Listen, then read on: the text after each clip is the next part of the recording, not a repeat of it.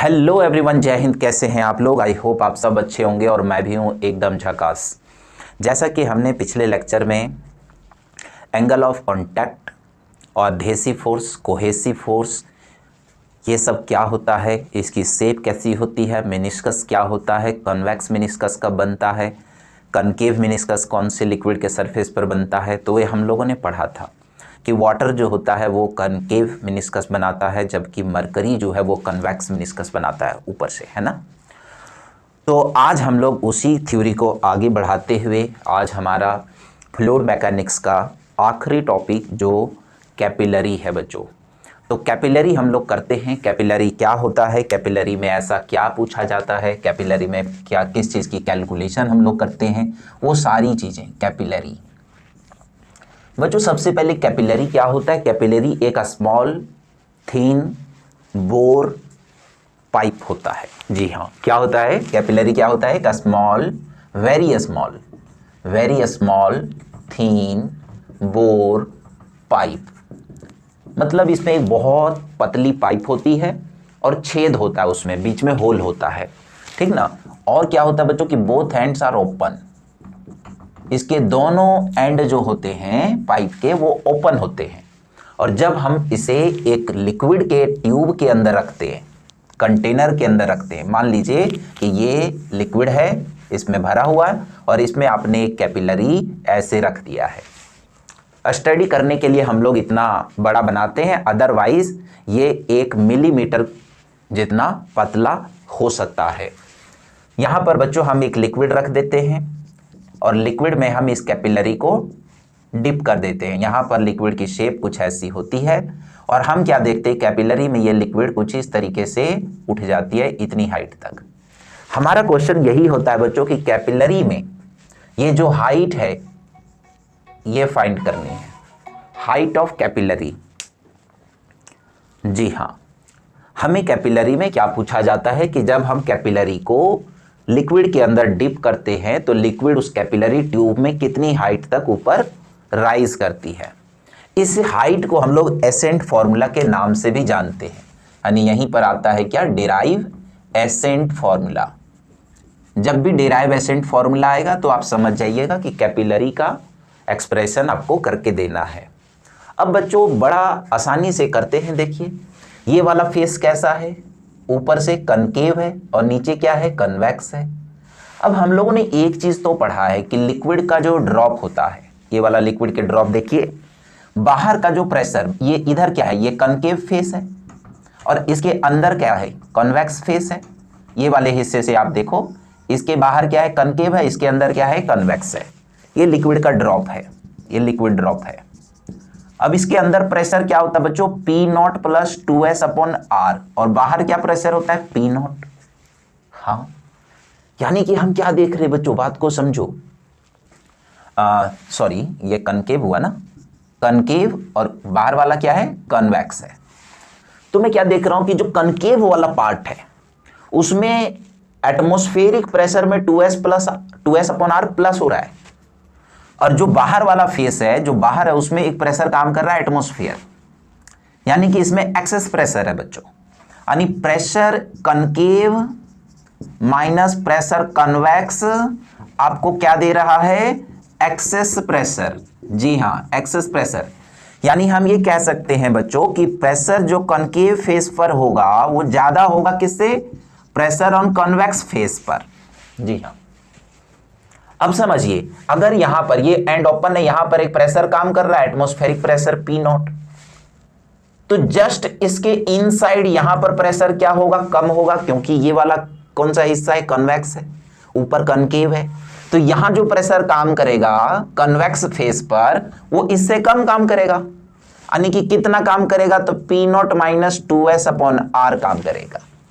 यहां अंदर क्या है, P0 में प्लस 2S/R है, तो अंदर क्या हो, बाहर क्या होगा, P0 में माइनस 2S/R। अगर यहां पर प्लस हो रहा है इतना, इसका मतलब इसमें से इतना माइनस हो रहा है। अगर ये यहां नहीं होता तो अंदर भी P0 बाहर भी P0 बराबर प्रेशर लग रहा है, लेकिन अंदर 2S प्लस 2S/R ऐड हो गया, इसका मतलब इसमें 2S/R माइनस हो गया। यानी यहां पर जो लिक्विड के अंदर यहां पर इनसाइड कन्वेक्स फेस पर कितना प्रेशर होगा, P0 minus 2s upon r होगा।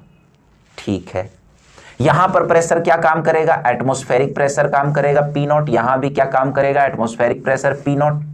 और ये वाटर जो है बच्चों ये स्टील वाटर है, और स्टील वाटर में हम जानते हैं एक हॉरिजॉन्टल सरफेस पर प्रेशर एक होता है, यानी कि अगर प्रेशर हम A पर बात करेंगे, चाहे प्रेशर B की बात करें, चाहे प्रेशर C की बात करें, ये तीनों जगह का प्रेशर हमारा क्या मिलने वाला है, सेम मिलने वाला है।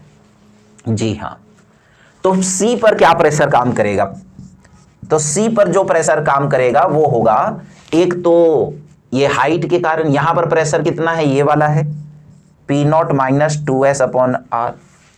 अब जैसे जैसे हम नीचे जा रहे हैं बच्चों, वैसे वैसे यहां पर प्रेशर देखो, यहां पर प्रेशर है P0 minus 2s upon r। जैसे जैसे हम लिक्विड के अंदर जाएंगे उसमें प्लस होता जाएगा h रो g प्रेशर, लिक्विड का जो हम पढ़ चुके हैं। अब PC किसके बराबर PB, PC किसके बराबर PA, और PA कितना है P0, है ना। एटमॉस्फेरिक प्रेशर एक हॉरिजॉन्टल लेवल पर सारे प्रेशर सेम होते हैं, यानी ये P0 तो ये भी P0, ये भी P0, सब P0 के बराबर होगा यहां पर। ओके, तो यहां पर हम लिख सकते P0 बराबर P0 minus 2s upon r plus h रो g। P0 से P0 यहां पर आउट हो जाएगा, तो h इंटू रो इंटू जी बराबर आ गया बच्चों 2s अपॉन r, ये इधर आके प्लस हो गया। यहां से हम h फाइंड करते हैं, तो h बराबर आ गया 2s अपॉन r रो g, r रो g, ये आ चुका है। अब यहां पर क्वेश्चन है कि कैपिटल R क्या है। बहुत बच्चे ये गड़बड़ करते हैं न्यूमेरिकल्स में, और कंसेप्ट पता ना होने के कारण इसके न्यूमेरिकल्स भी गलत कर जाते हैं। कैपिटल R आपको भी मन कर रहा होगा कि ट्यूब का रेडियस है, नहीं है बच्चों, कैपिटल R कुछ और है। कैपिटल R को समझने के लिए आपको मैं एक चीज पहले समझाता हूं, उस चीज को ध्यान से देखिए। ये है बच्चों एक मिनिस्कस, ये पूरा क्या है, ये पूरा ये वाला, और ये जो हिस्सा है ना ये वाला, ये इतना, ये वाला, ये जो आप देख रहे हो ये पूरा हिस्सा, ये ट्यूब का पार्ट है। ऐसे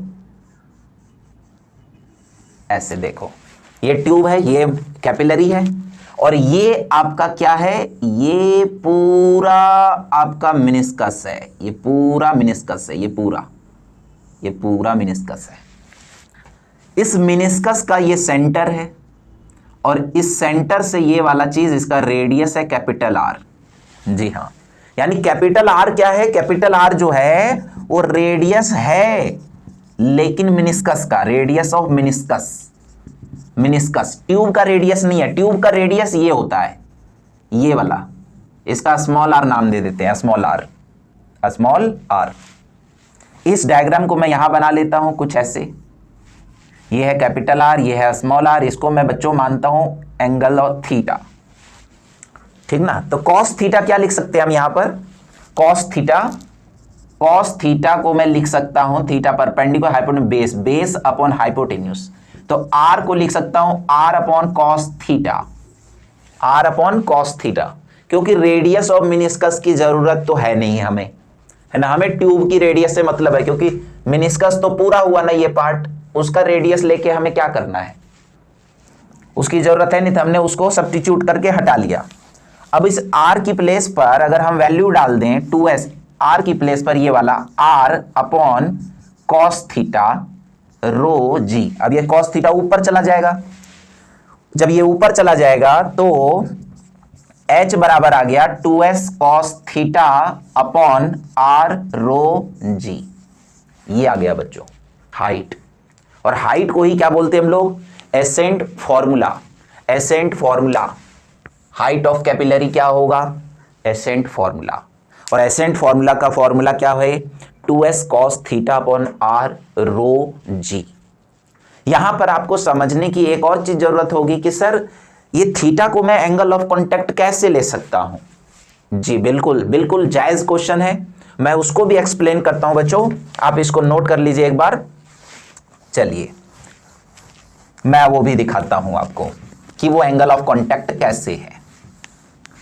सारे एक्सप्लेनेशन आपको समझा देंगे। बच्चों समझने की कोशिश करते हैं आखिर वो एंगल थीटा कैसे हो गया, है ना। एंगल ऑफ कांटेक्ट, ये थीटा क्या है, angle of contact, angle of contact. Okay, तो समझने की कोशिश करते हैं। मान के चलिए, देखिए ये अपना मेनिस्कस और ये मैं एक ट्यूब ले लेता हूं बड़ा सा आपको समझने के लिए। इसके अंदर लिक्विड भरा हुआ है। इस पॉइंट से बच्चों क्या करना है अपने को, सबसे पहले क्या करते हैं, दो टेंजेंट बनाते हैं। यही था ना हमारा थ्योरी, दो टेंजेंट बनाते हैं। लिक्विड के सरफेस पर टेंजेंट बनाते हैं सॉलिड से दूर, ये रहा, है ना। इसके बियॉन्ड जाएंगे तो ये रहेगा कुछ ऐसा। दूसरा टेंजेंट बनाएंगे लिक्विड सॉलिड सरफेस, लिक्विड की तरफ, सॉलिड पर लिक्विड की तरफ, ये वाला। ये जो एंगल होता है इसी को तो एंगल ऑफ कांटेक्ट बोलते हैं। ये थीटा ही वो है। अरे सर ये क्या कह रहे हो, ये थीटा ये है, तो ये तो आपने ये लिख रखा है। तो देखते हैं क्या ये वही वहां तक पहुंचेगा या नहीं पहुंचेगा, तो आपको दिखाते करके। बच्चों मान के चलो ये थीटा है तो ये भी क्या होगा, थीटा होगा, है ना। इसके बियॉन्ड मैंने एक लाइन ये भी ड्रॉ कर ली, थीटा है, वर्टिकल अपोजिट से। ये ट्यूब का रेडियस है बच्चों, और ये मेनिस्कस का देख सकते हैं आप, है ना, ये कैपिटल आर।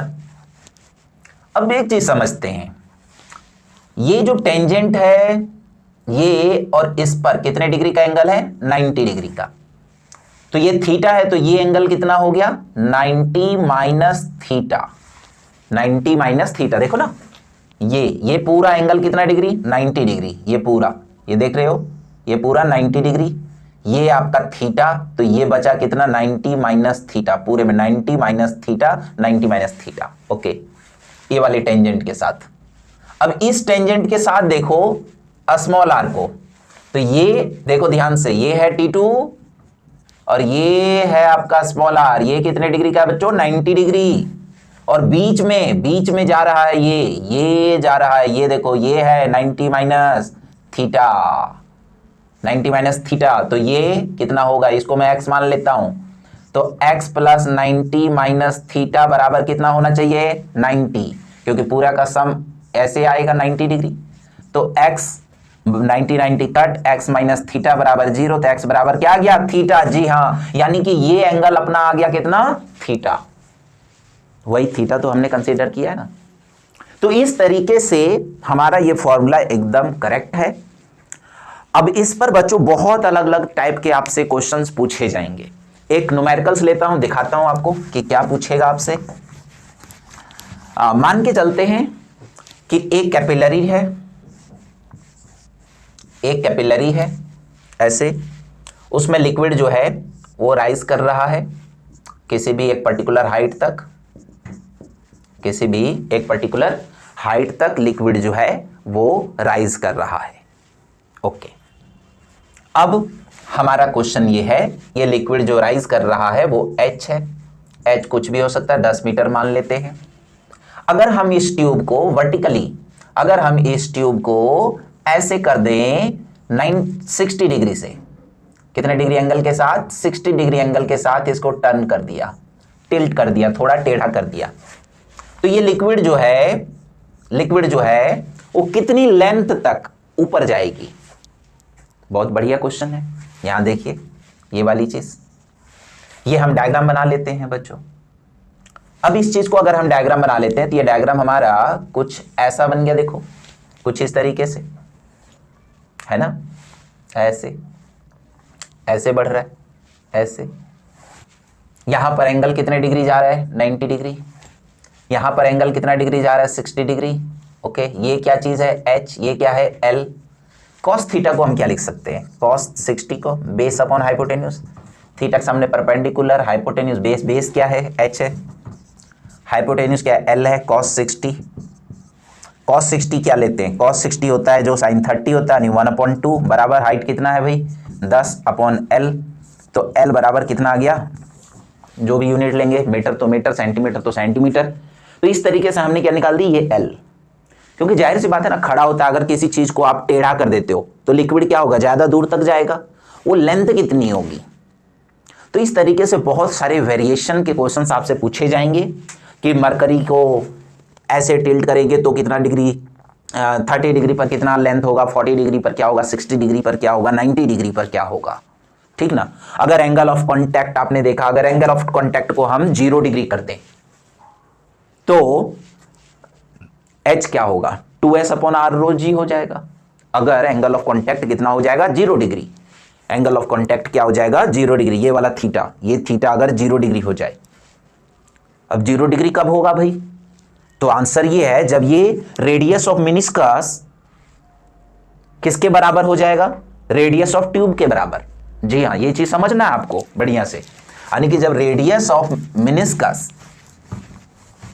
अगर रेडियस ऑफ मेनिस्कस मान लीजिए ये पॉइंट है, ऐसे है, ये स्मॉल आर है, ये कैपिटल आर है, आपने देखा है ये कुछ ऐसा। अब बच्चों यहां पर ये थीटा एंगल ऑफ कॉन्टैक्ट है। अगर मैं कह रहा हूं कि इसी पर स्मॉल आर और इसी पर कैपिटल आर है तो थीटा हो गया कितना डिग्री, 0 डिग्री। इस वाले में h का फॉर्मूला क्या होगा, 2s cos theta upon r rho जी। तो इसमें क्या होगा भाई, इसमें हो जाएगा थीटा 0 यानी cos 0 की वैल्यू 1, यानी हाइट आ जाएगा कितना, 2s आ जाएगा, cos 0 1 हो जाएगा अपॉन r रो जी। अब कहोगे कि सर अगर ये 90 डिग्री हो गया तो, हाँ बिल्कुल भाई, ये हो गया r, ये हो गया कैपिटल R। अगर ये चीज, ये थीटा अगर 90 डिग्री आ गया, बात को समझो। अब थीटा 90 डिग्री तो cos 90 कितना होता है, 0, यानी कि हाइट कितनी हो जाएगी, 0। यानी कि इस कंडीशन में कैपिलरी के अंदर लिक्विड जो होगा वो राइज नहीं करेगा,